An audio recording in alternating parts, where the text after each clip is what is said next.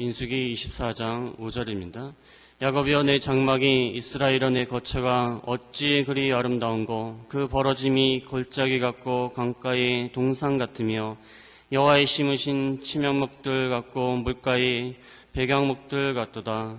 그 통에서는 물이 넘치겠고 그 정자는 많은 물가에 있으리로다. 그 왕이 아각보다 높으니 그 나라가 진흥하리로다. 하나님이 그를 애굽에서 인도하여 내셨으니 그 힘이 들소와 같도다. 그 적국을 삼키고 그들의 뼈를 꺾으며 화살로 쏘아 꿰뚫으리로다. 끌어안고 누움이 수사자와 같고 암사자와도 같으니 일으킬 자 누구랴. 너를 축복하는 자마다 복을 받을 것이요 너를 저주하는 자마다 저주를 받을지로다. 아멘. 본문의 말씀에 적은 발람의 축복입니다. 발람의 축복. 세상에서 명품과 가품은 겉으로 보기에는 큰 차이가 없습니다. 요즘은 기술이 발전해서 이 명품을 그대로 복제해서 그대로 베껴서 물건을 만드는 이 가품 산업이 참으로 발전했습니다. 제가 미국에 있을 때 어떤 외국 사람이 저희 집사람한테 그런 말을 했어요.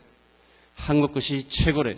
뭐가 최고냐고 했더니 가짜 제품 만드는 데는 한국 것이 최고래요. 한국 제품은 이 가짜를 참 잘 만든대. 그 말을 듣고 뭐 자랑스러워해야 될지 부끄러워야 될지 알 수는 없는데 이 전문가가 아니면 명품과 가품을 구별하기가 쉽지 않습니다. 그래서 명품인 줄 알고 샀다가 가품을 사서 낭패를 보는 경우가 있습니다. 이 명품과 가품은 전문가가 구별할 수 있습니다. 전문가의 눈에 의해서 세심하게 관찰해서 구별할 수가 있는 것입니다. 오늘 발람은 그의 영안이 띄어졌을 때, 육신의 눈이 감겨지고 영안이 띄어졌을 때 이스라엘 백성이 얼마나 복받은 백성인 줄 깨닫게 되었습니다. 그의 눈에는 이스라엘 백성이 가품과 같이 보였지만 영안이 띄어졌을 때 이스라엘 백성은 명품 중에 명품인 백성인 것을 깨닫게 되었습니다. 본문의 배경을 먼저 살펴보겠습니다. 이스라엘 백성이 가나안 땅을 향하여 가는 도중에 모압 평지라는 곳에 진을 치었습니다. 이제 요단강만 건너면 가나안 땅에 들어갈 수 있었습니다. 이때에 모압 왕 발락이라는 사람이 있습니다. 모압 왕 발락이라는 사람이 이스라엘 백성에 대한 소식을 들었습니다. 이스라엘 백성이 아모리 왕 시온과 바산한 옥을 물리친 사건을 들었습니다. 이 사건을 듣자마자 모압 왕 발락은 심히 두려워할 수밖에 없었습니다. 이제 우리도 이스라엘 백성에 의해서 침략당하고 멸망당하겠구나.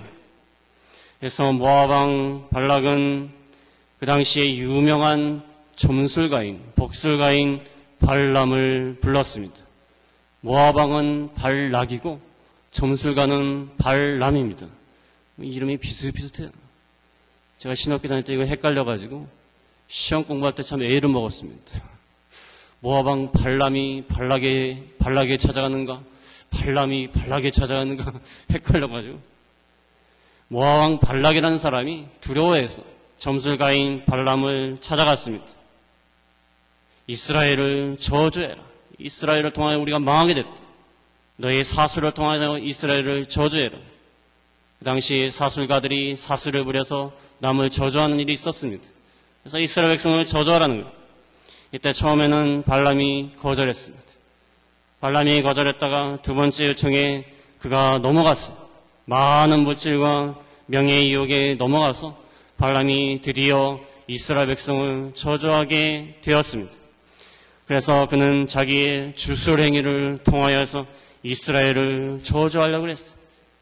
그러나 두 번이나 시도를 했지만 이스라엘을 저주하기는커녕 도리어 이스라엘을 축복하게 되었습니다. 하나님의 강권적인 역사에 의해서 그가 아무리 주술 행위를 하고 애를 쓰고 노력을 해도 그가 믿는 신에게 아무리 구해봤지만 결국은 이스라엘을 축복할 수밖에 없었습니다.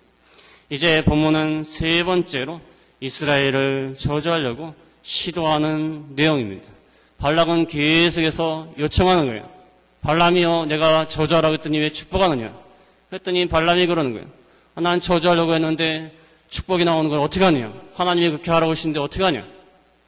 계속해서 요청하는 거예요. 그러니까 세 번째로 이제 이스라엘을 저주하려고 나왔습니다. 그러나 세 번째는 사수를 쓰지 않았어요. 사수를 써봤자 그의 생각에는 이 하나님이라는 신이 이 사수를 싫어하는구나. 그가 생각하는 하나님은 우리가 믿는 하나님과 다릅니다. 여러 신 중에 하나입니다. 자기가 사수를 써봤자 이제는 필요가 없다는 것을 깨닫게 됐어요. 그래서 사수를 쓰지 않고 이스라엘을 저주하려고 할 때에 오늘 본 말씀 2절에 보겠습니다. 본문 24장 2절에 보면 눈을 들어 이스라엘이 그 지파대로 거하는 것을 보는 동시에 하나님의 신이 그 위에 임하는지라. 하나님의 신이 임하였어요.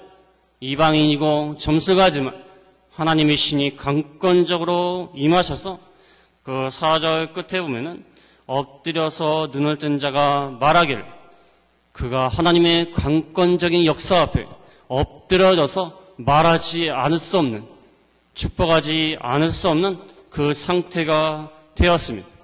그래서 오늘 본문 5절부터 9절 말씀은 하나님의 강권적인 역사로 이방인이고 복술가였던 발람을 통해서 이스라엘 백성이 얼마나 축복을 받은 백성인가, 귀한 백성인가, 하나님 앞에 아름다운 백성인가, 복을 받은 자들인가, 이것을 깨닫고 영적인 이스라엘 우리들도 하나님 앞에 이렇게 복받은 자들인 줄 저희가 깨달아야 되겠습니다. 발람의 축복에 대해서 몇 가지는 말씀드리겠습니다.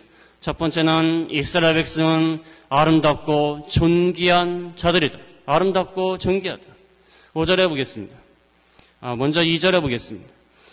2절에 보면은 눈을 들어 이스라엘이 그 지파대로 거하는 것을 보는 동시에 하나님의 신이 그 위에 임하는지라.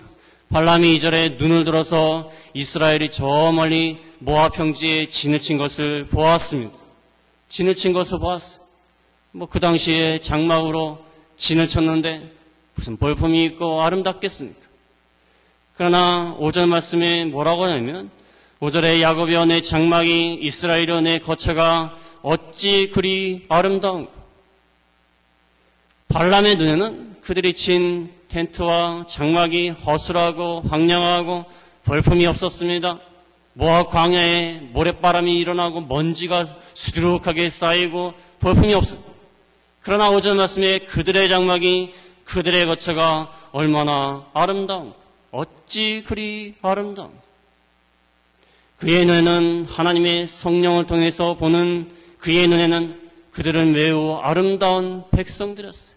그들이 친 장막이 먼지가 쌓이고 시커멓고 볼품이 없었지만 그가 보기에는 영원히 띄어진 그가 보기에는 앞으로 이스라엘 백성이 누릴 영광과 번영된 미래를 바라볼 때 그들은 참으로 어찌 그리 아름다운고 어찌 그리 아름다운고 하고 바라보게 되었어요. 그들이 누릴 영광, 그들이 누릴 번영, 이 미래를 바라보고서 참으로 아름다웠다는 거예요.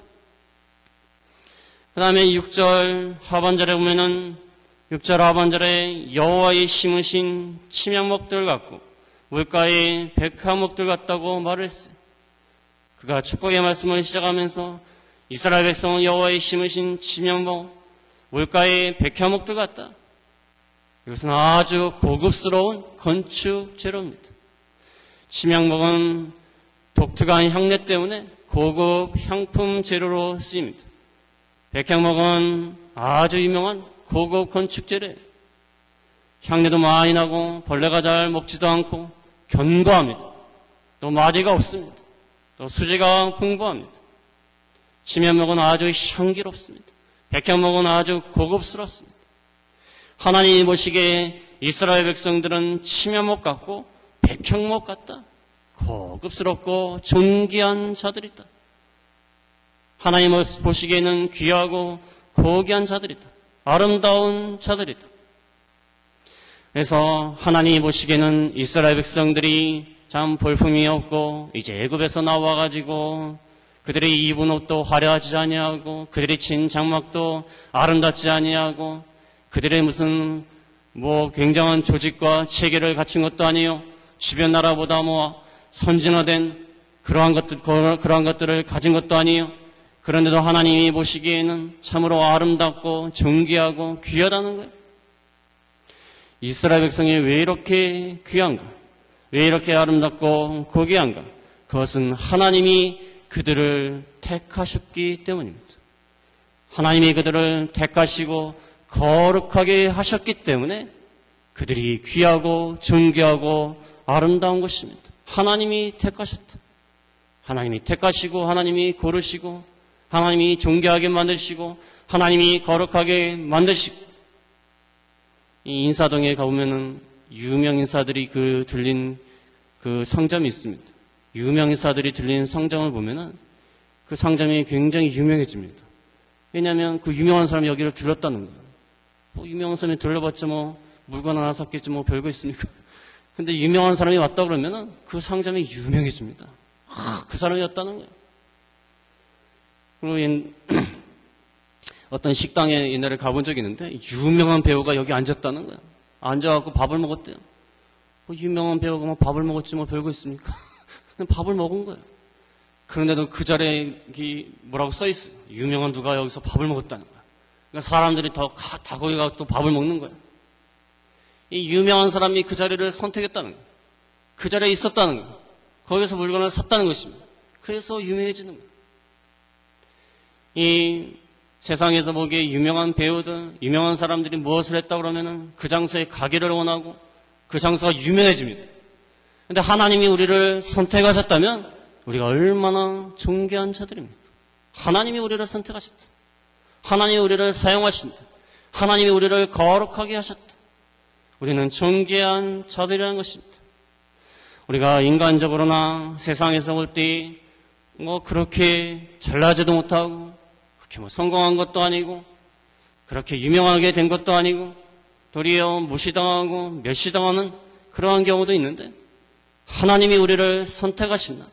우리는 아름답고 존귀한 자들이다. 귀한 자들이에요.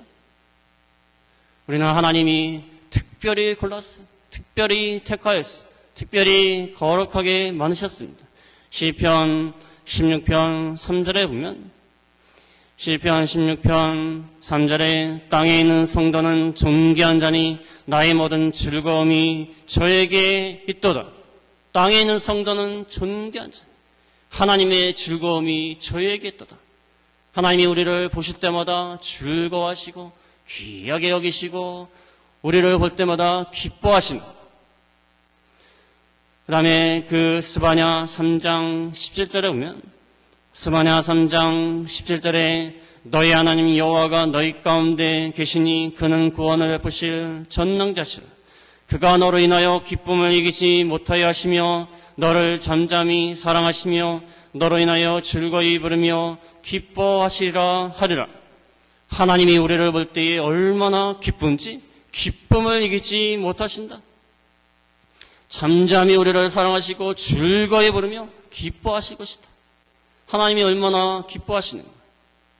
이 할머니나 할아버지 분들 보면은 제 아버지 어머니 봐도 손자 손녀들이 얼마나 참 귀여워하는지 몰라요. 참 귀여워합니다.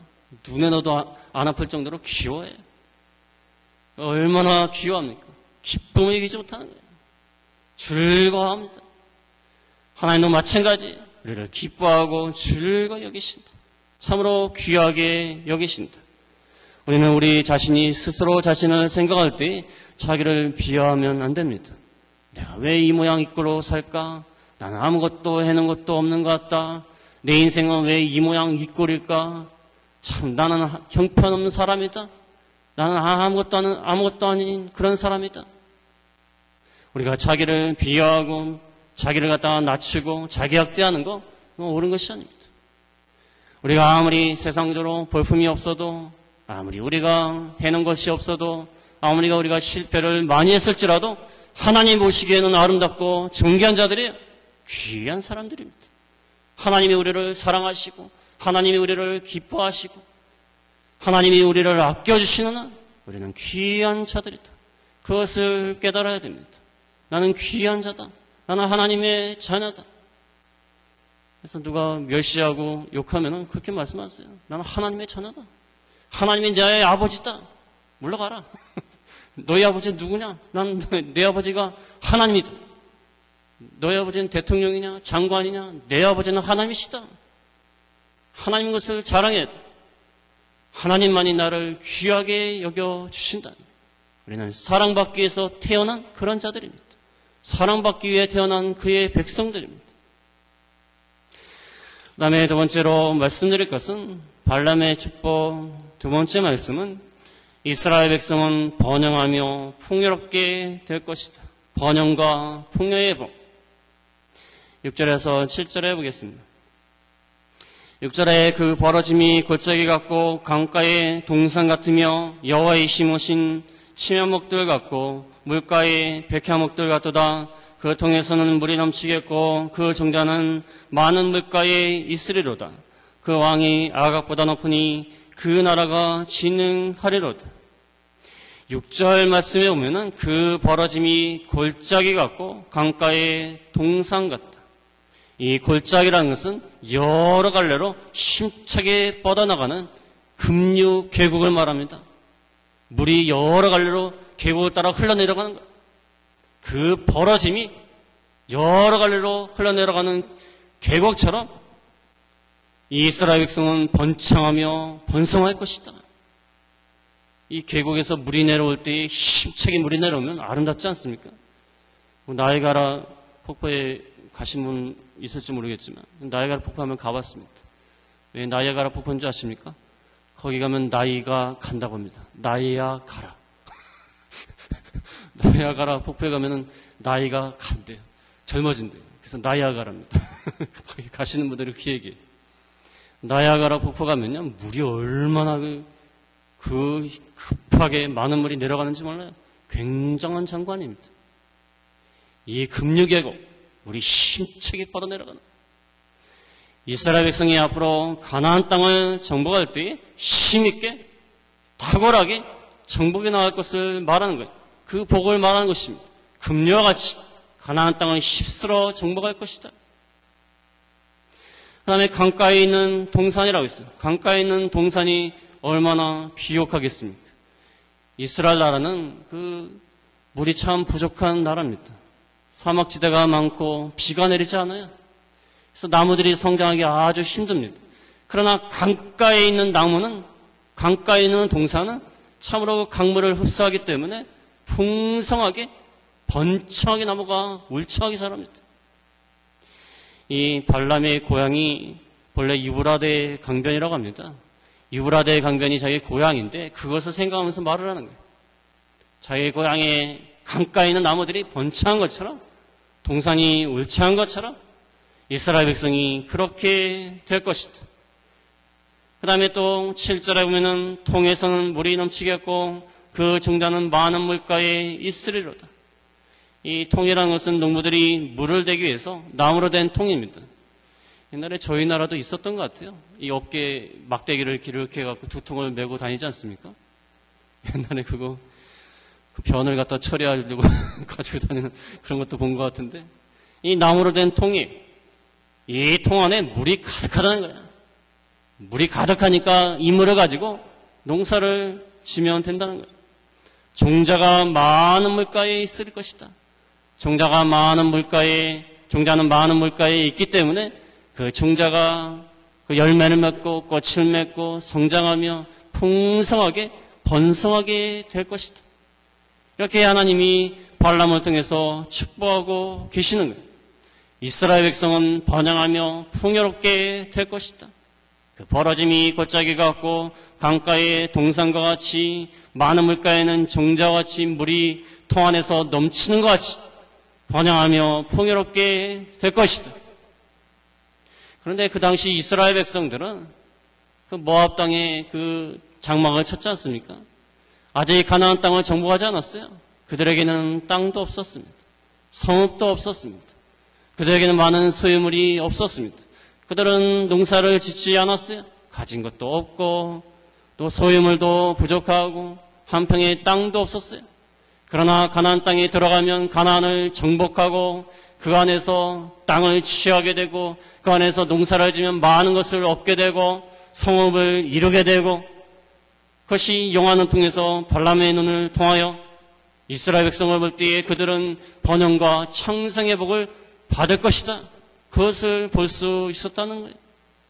지금은 보잘것없고 아무것도 가진 것이 없지만 하나님이 축복하시며 하나님이 함께 하시며 그들이 번성하고 장성하고 그들이 부유하게 되고 그들이 많은 것을 얻을 수가 있다. 발람의 눈으로 본 것입니다. 오늘날 영적인 이스라엘 백성인 우리들도 우리가 뭐 세상적으로 그렇게 부유한 사람도 없습니다. 우리가 세상적으로 볼 때 유명한 사람도 없습니다. 어찌 보면은 보잘것없고 어찌 보면은 인정받지 못할 만한 그러한 자들인지도 모릅니다. 그러나 하나님이 함께 하시며 하나님이 우리의 생명의 근원이 되시기 때문에 하나님이 함께 하시면 우리의 영의 생명은 날마다 창성해집니다. 영적으로 창성해지. 심령이 새로워지고 심령이 변화가 되고 심령에 만족이 있고 날마다 영이 자라나고 날마다 영적으로 풍성하게 되는 그러한 복을 누릴 수 있다는 거예요. 세상에 어디 가서 이 심령이 새로워지고 심령이 변화되고 영적으로 풍성한 복을 어디 가서 누리겠습니까? 우리가 돈을 많이 벌고 많이 벌면은 심령이 새로워지겠습니까? 좋은 심령을 많은 돈으로 살 수 있습니까? 내가 돈으로 줄 테니까 다 사와라. 살 수 있겠습니까? 아무리 재벌이라도 돈으로 심령이 새로워지지 않습니다. 돈으로 영적인 복을 살 수가 없어요. 그러나 하나님 안에 있으면 번성하는 복, 풍요로운 복, 심령이 새로워지고 심령이 자라나고 심령이 변화되고 우리의 심령이 만족함을 누리고 그러한 복을 다 누리게 된다는 거예요. 그러나 하나님 안에 있을 때 그렇게 되는 것입니다. 우리가 뭐 세상적으로 볼 때 그렇게 뭐 부유한 사람도 없습니다. 그렇게 뭐 성공한 것도 없습니다. 또 세상적으로 볼 때 부자이고 성공한 사람이고 유명한 사람이라 할지라도 영적으로 볼 때는 가난합니다. 영적으로 볼 때는 가난하고 부족해요. 그러나 하나님이 안에 있을 때는 하나님이 생명의 근원이 됐어요. 하나님이 생명의 근원이 되시기 때문에 하나님 안에 있을 때는 우리의 영이 새로워집니다. 우리의 영이 풍성한 복을 누립니다. 우리의 영이 만족한 복을 누리게 된다는 거예요. 그래서 이스라엘 백성들은 번영하며 풍요롭게 될 것이다. 창세기 22장 17절에 보면 창세기 22장 17절에 내가 내게 큰 복을 주고 내 씨로 크게 성하여 하늘의 별과 같고 바닷가의 모래와 같게 하리니 내 씨가 그 대적의 문을 얻으리라. 아브라함이 아이를 낳을 수 없는 죽은 자와 같이 그런 상태에 있었지만 하나님은 아브라함을 통해 하늘의 별과 같이 바닷가의 모래와 같이 내 자손이 이렇게 많아질 것이다. 하나님이 축복하시면 많아질 수 있습니다. 하나님이 축복하시면 아이를 낳을 수 없고 죽은 자와 같고 아무것도 할 수 없지만 하나님을 통하여 풍요롭게 된다는 거예요. 하늘의 별과 같이 바닷가의 모래와 같이 될 것이다. 하나님이 하시면 풍성하게 될 수 있다는 것입니다. 그 다음에 발람의 축복 세 번째로 말씀드릴 것은 세 번째는 이스라엘 백성은 막강하고 강력하다. 막강하고 강력한 힘이 있다. 8절에 보겠습니다. 8절에 보면은 이스라엘 백성은 그 힘이 들소와 같다고 했어요. 8절에 하나님이 그를 애굽에서 인도하여 내셨으니 그 힘이 들소와 같도다. 그 적국을 삼키고 그들의 뼈를 꺾으며 화살로 쏘아 꿰뚫으리로다. 이스라엘 백성은 그 힘이 들소와 같다고 했어요. 들소는 강력한 툭불과 튼튼한 어깨를 가진 길들일 수 없는 야생 동물입니다. 들소와 같아요. 이 야생의 짐승들 보면은 길들일 수 없지 않습니까?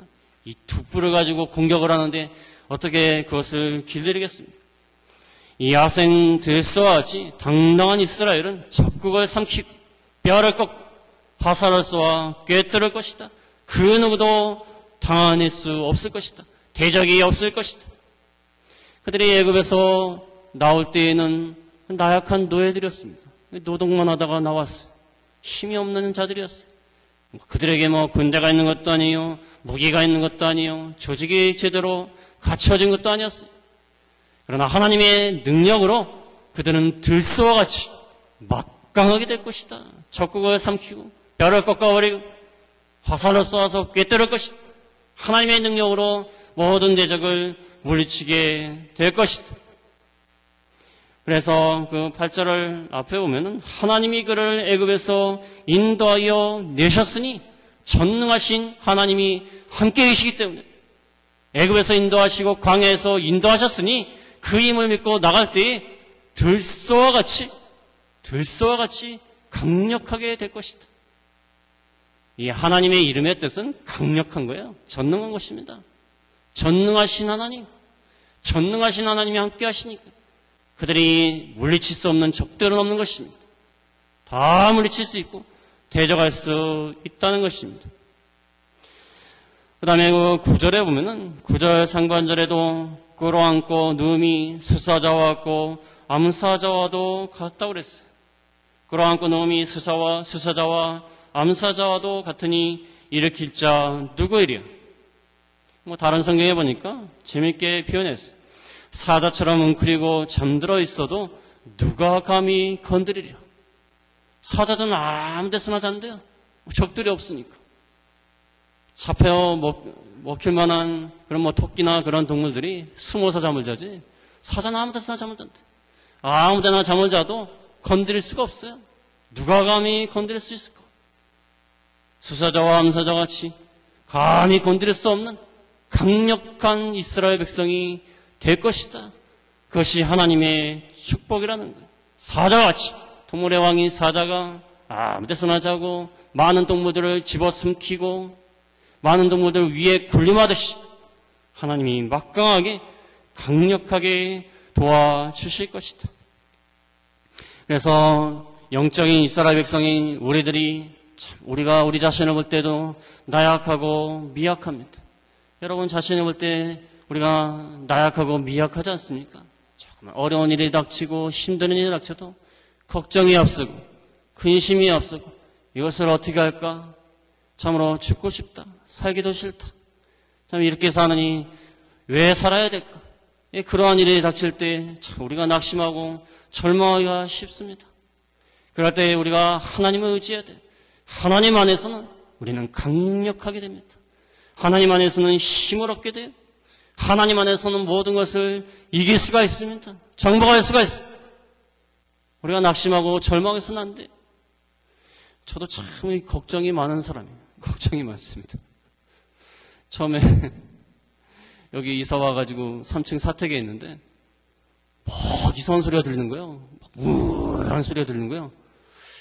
이거 이거 건물이 무너지진 않을까 그런 생각을 했어요. 가만히 생각하니까 비행기가 왔다 갔다 하는 소리. 처음에 얼마나 무서웠는지 몰라요.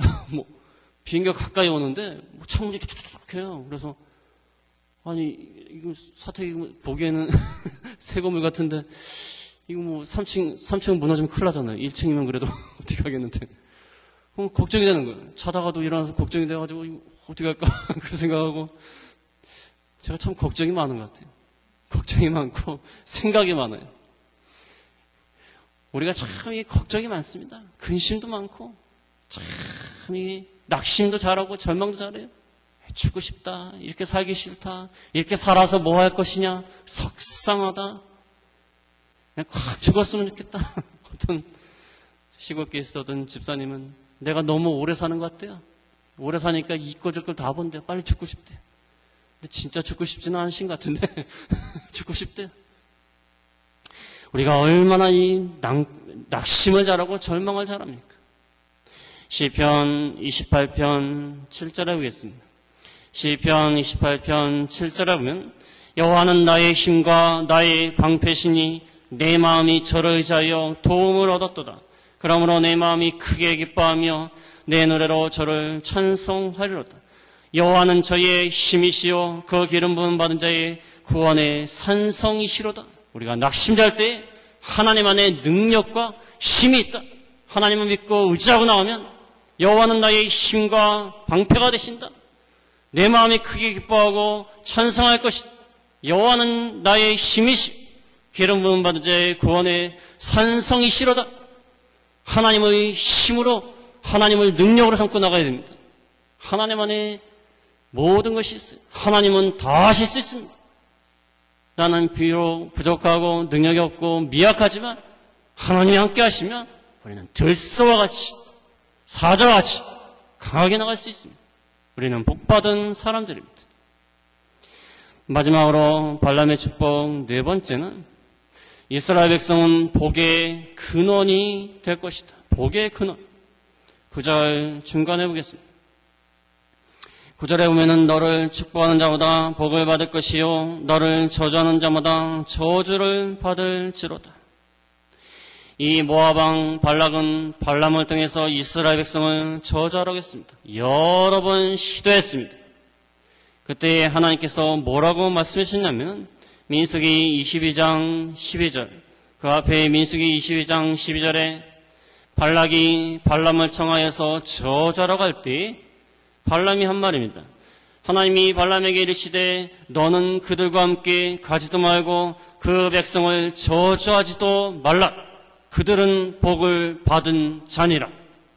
하나님이 발람에게 그러는 거예요. 가지 마라. 아무리 해봤자 소용없다. 그들은 이미 복을 받은 자들이다. 하나님이 복을 받은 자들이기 때문에 너희가 가서 저주하려고 아무리 애를 쓰고 아무리 사수를 하고 아무리 별짓을 다해도 소용없다. 그들은 이미 복을 받은 자들이다. 그 다음에 후에 발람이 이스라엘 백성을 처음으로 저주할 때에도 발람은 말하기를 민수기 23장 8절에 보면 23장 8절에 하나님이 저주치 않은 자를 내 어찌 저주하며 여호와께서 꾸짖지 않은 자를 내 어찌 꾸짖을까. 하나님이 저주하지 않은 자다. 하나님이 복주기로 하신 자들이다. 내가 어찌 저주할 수 있으며 여호와께서 꾸짖지 않은 자를 내 어찌 꾸짖을까. 이스라엘 백성은 하나님이 복을 주시기로 작정한 사람들은 거예요. 그러한 사람들에게 내가 아무리 저주하려고 해도 소용없다는 거예요. 발람이 아무리 저주하려고 했지만 도리어 축복할 수밖에 없었습니다. 하나님이 복을 주시기로 작정한 사람들. 또한 그 9절을 하반절에 보면은 너를 축복하는 자마다 복을 받을 것이요 너를 저주하는 자마다 저주를 받을지로다. 이것은 아브라함에게 주신 축복과 같습니다. 아브라함은 복의 근원이 됐습니다. 아브라함이 가는 곳마다 복을 받고 아브라함이 있는 곳마다 복을 받고 복의 근원이요 복의 매개체가 된 거예요. 아브라함이 복 자체가 된 겁니다. 복 자체. 아브라함이 가는 곳마다 복을 받습니다. 아브라함이 가는 곳마다 주변에 있는 사람들이 덩달아 복을 받아요. 아브라함은 복의 매개체입니다. 아브라함을 통해서 복이 임합니다. 이스라엘 백성이 이런 복의 근원이 될 것이다. 오늘날 우리 성도들도 복의 근원입니다. 하나님이 우리에게 복을 주시기로 작정했어요.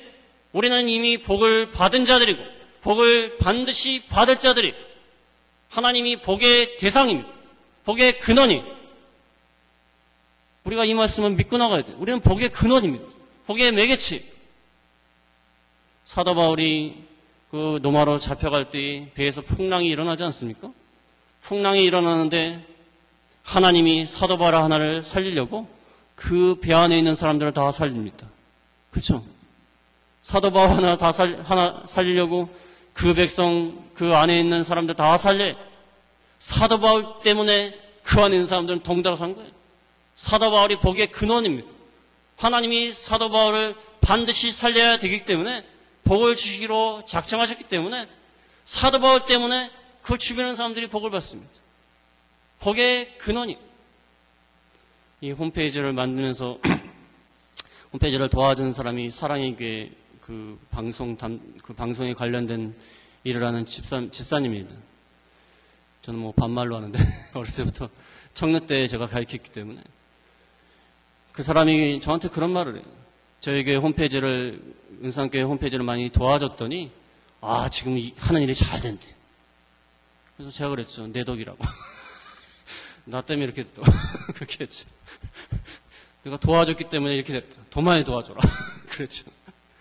저는 그 집사님의 그 말을 들으면서 참 우리가 복의 근원이구나.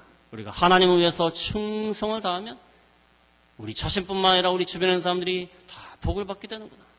우리는 복의 매개체입니다. 하나님의 일을 잘 감당하고 하나님에서 순종을 잘하면 하나님이 우리를 통하여 모든 사람에게 복을 주십니다. 우리가 가는 곳마다 복을 받는 것. 아브라함처럼 되는 것입니다. 아브라함이 가는 곳마다 그 지역이 복을 받았습니다. 신앙의 선지들 가는 곳마다 그 주변에 있는 사람들이 다 복을 받았어요. 우리는 복의 근원입니다. 그래서 이스라엘 백성은 복의 근원이 되고 복을 받은 자들이다. 결론을 맺겠습니다. 우리가 육신적으로나 세상적으로 볼 때 우리는 그리 잘나지도 않고 유명하지도 않고 그렇게 성공한 사람들이 아닙니다. 그러나 하나님이 발람의 눈을 뜨게 해서 이스라엘 백성을 볼 때 그들이 참으로 아름답고 존귀하고 창성과 번영의 복을 누리며 강성한 자들이고 복의 근원으로 보였던 것처럼 우리가 영원한 눈을 뜨고 볼 때 우리는 참으로 아름답고 존귀하고 하나님 앞에 귀한 자들입니다. 우리가 이 말씀의 위로와 용기를 갖고 하나님 앞에 참으로 감사하는 저희가 다 되어야겠습니다. 말씀을 생각하시면서 기도하시겠습니다.